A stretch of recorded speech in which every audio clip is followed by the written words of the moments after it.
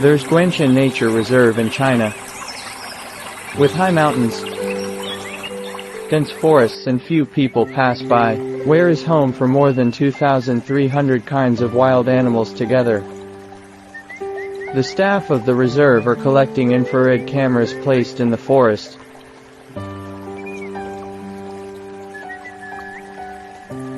This work is repeated every 3 months.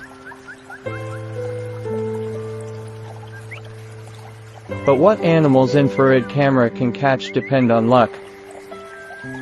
Fortunately, in the 2 infrared cameras collecting today,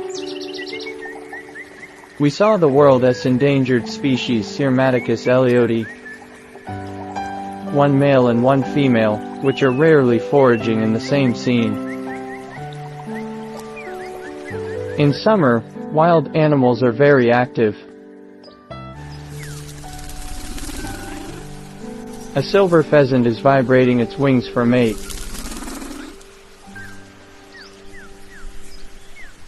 Another silver pheasant react to vibrating and soon they become spouse.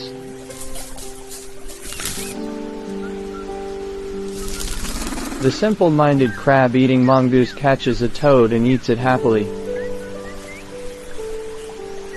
4 wild boar babies ran past the camera with their mother. The solitary hog badger and the paired civet are foraging in the same forest.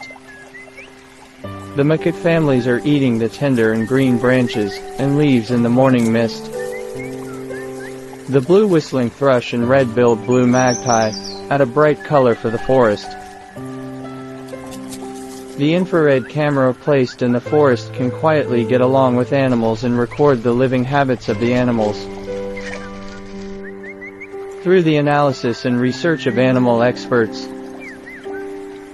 these images will provide better plans for the reserve to protect wild animals.